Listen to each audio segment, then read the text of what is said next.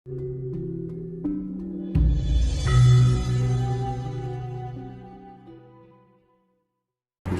bahwa Pilpres 2024 tak perlu digelar lagi. Saya ingin mendengar langsung kira-kira dilihat dari berbagai macam perspektif apa saja keburukan-keburukan yang akan diterima oleh Republik ini jika masih konsisten menyelenggarakan Pilpres. Semoga. Ya, terima kasih Mas Hendra dan adik-adik saya dari Tuban ini. Saya termasuk pengagum Anda karena Anda itu ternyata masih muda tapi inisiatifnya melalui dunia modern akan memviralkan ajaran-ajaran leluhur dan kebenaran-kebenaran sejati di Nusantara ini. Ya, terima kasih. Para sahabat YouTuber khususnya yang keranjingan ngaji Roso yang saya muliakan, yang ditanyakan Mas Indra tadi itu mungkin istilahnya yang keliru, tapi maksudnya yang benar. Istilahnya adalah tidak perlu lagi pemilu 2024. Ngerti ya Mas Indra? Saya tidak pernah mengatakan tidak perlu lagi, tapi kelihatannya tidak akan ada pemilihan umum. Nah, tidak ada itu karena apa? Menurut saya prediksi, bukan peramal, saya bukan peramal, tidak bisa meramal. Saya prediksi ada 3 permasalahan. Permasalahan pertama adalah sistem di negeri ini setelah proklamasi kemerdekaan 17 Agustus 1945, begitu Bung Karno meninggal, sistem ini sudah diwacak-acak gak karu-karuan. Dan lebih parah lagi adalah ketika tahun 1967, di mana Pancasila itu sudah dirubah menjadi B4 oleh 2 orang profesor, Nugroho Susanto dan Profesor Daud Yusuf. Nah, apa dampak akibat dari itu? Karena bayi yang lahir dinamakan Hendra misalnya, itu orang kok langsung tanpa bapak, tanpa ibu, tanpa mbah, tanpa kakek, tanpa buyut kakek, tidak bisa.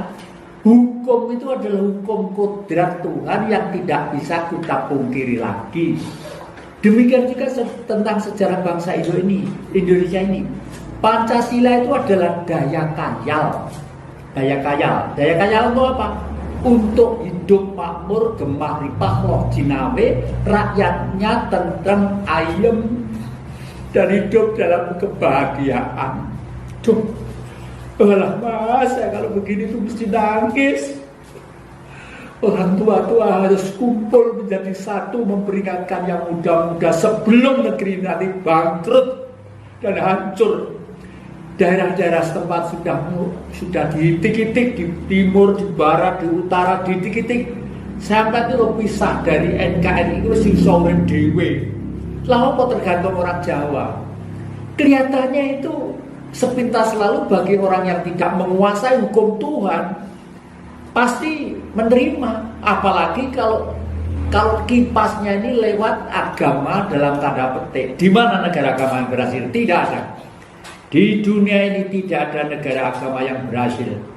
Di tempat kelahiran agama justru dari satu warna, satu kitab pecah menjadi ratusan negara-negara. Di Eropa, ya, satu kitab Alkitab 2000 tahun yang lalu pecah menjadi berapa negara itu. Antara lain, mosok ning negara liya brobos pager mencolot pager wis tekan. Artinya dulu kan dulur kita itu. Lah, ini oleh karena itu kayalan tadi itu harus kita wujudkan makanan berbentuk material. Apa itu? Pada tanggal 4 Juli 1927, waktu Bung Karno kuliah di Bandung, itu mendapat firasat bahwa bangsa kita itu orang kaya, negaranya kaya, rakyatnya rajin bekerja, tapi malas. Sebab dimalaskan oleh sistem.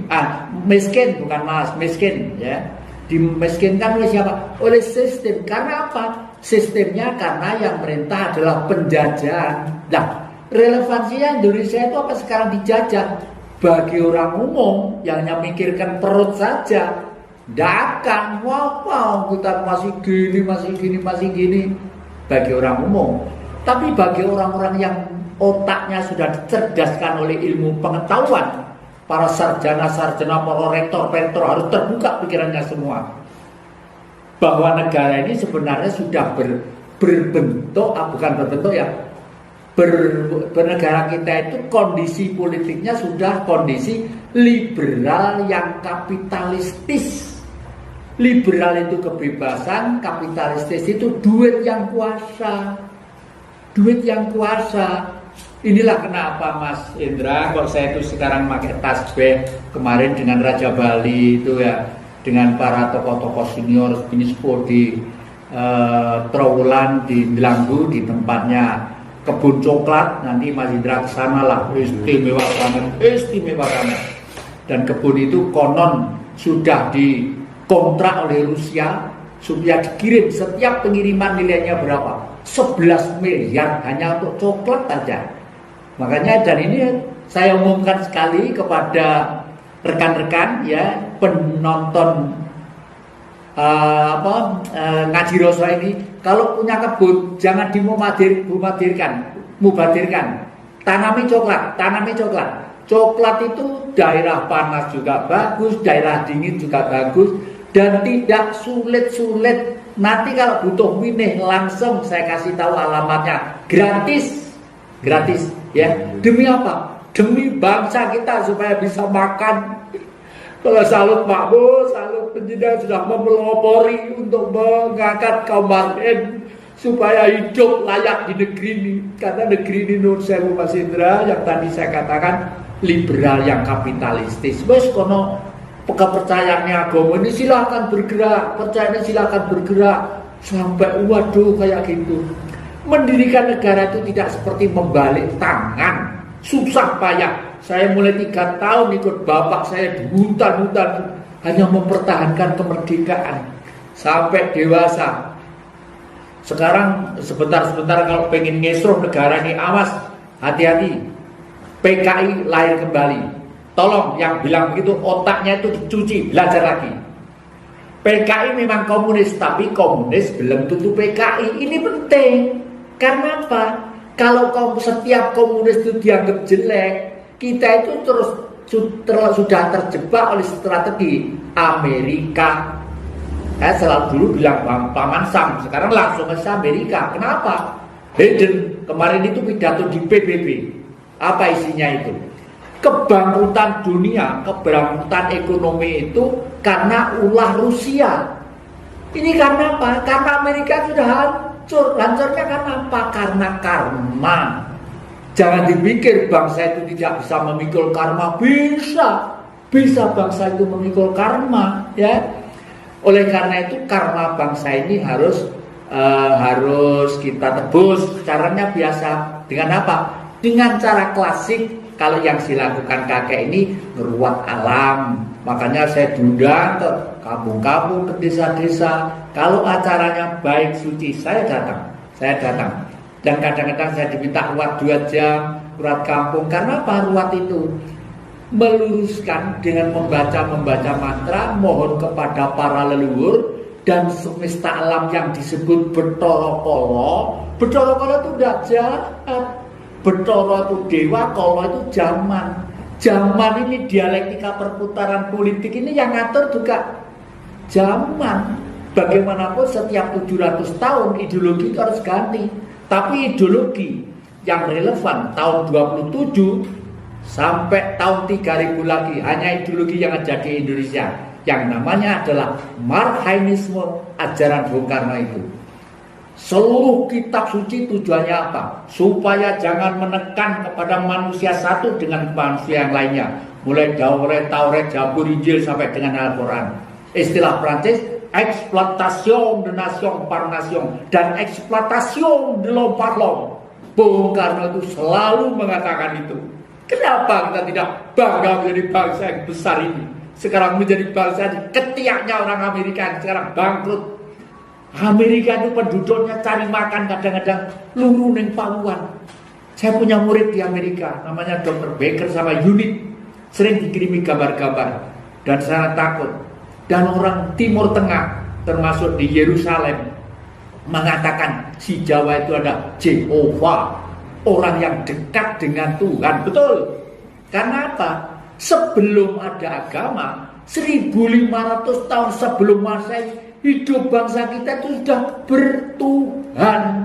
Bertuhan itu dengan beragama lain. Kalau beragama, berusaha untuk mengetahui Tuhan. Kalau bertuhan, hidupnya sehari-hari bertuhan. Agamanya apa? Semua agama bagi orang bertuhan baik, Islam baik, Kristen baik, Hindu baik, ngebom dupo baik, sedekap saja ya baik. Masa kalau orang bisu, orang tuli, orang tidak bisa ngomong, Tuhan tidak meridloi kehidupannya? Pasti meridloi, nggak mungkin tidak. Maha pengasih lagi penyayang kok. Oleh karena itu, kalau yang merasa sudah berjalan ke sana, monggo kita tebus, kita ruat kesalahan bangsa Indonesia, harus meluruskan. Sekarang itu masih ada demarkasi kelompok-kelompok, itu para konglomerat yang bermasalah, memang umumnya bermasalah. Bagaimana tidak? Negara itu nyetak duit untuk apa? Untuk rakyat. Dan duit yang dicetak itu ada keseimbangan kepentingan nasional dan internasional. Kalau nyetaknya oper jenenge inflasi, barang-barang regone mahal, tapi dodol-dodol noandur segala macam, keringetan semacam ditukokne barang, hasilnya tidak ada. Itu kalau sudah inflasi ya. Tapi kalau mencetak uang itu orang luar negeri tidak menghargai. Misalnya uang $1 kok nilainya sampai Rp5.000 misalnya. Ya kita yang bodoh. Bila perlu kita yang menentukan keuangan dunia itu kita. Karena apa? Surganya ada pada kita. Ayo siapa yang tidak butuh hasil laut yang sedemikian luasnya? Siapa yang tidak butuh tambang-tambang di negeri yang demikian hebatnya? Siapa yang tidak butuh hasil hutan yang demikian hebatnya? Kenapa kita tidak bangga? Menjadi tidak bangga kalau otak kita itu sudah tiap hari sujud pada leluhurnya bangsa lain. Bumimu kuwi nak, bumimu tinggalane mbah-mbahmu, buyut-buyutmu, bukan tinggalane wong liya. Lah, inilah makanya saya nuwun sewu matur nuwun mendiang Pakubuwono ke-12 pinarengan gelar Kanjeng Kyai Pangeran Haryo Kusumayuda. Katanya saya itu resi, tapi kalau negara dalam keadaan sudah gawat saya harus tampil ke permukaan. Untuk itu saya terima kasih pada Mas Indra. Nanti kalau salah sedikit benarnya dipiyambak, tapi yang penting-penting tidak usah dikredit, karena negara ini sistemnya harus dirombak total. Kalau tidak akan sampai kiamat, tidak akan bisa terjadi. Karena sistem ini yang menikmati adalah minoritas manusia yang genggam 80% uang yang dicetak. Bahkan ada yang taruh di luar negeri.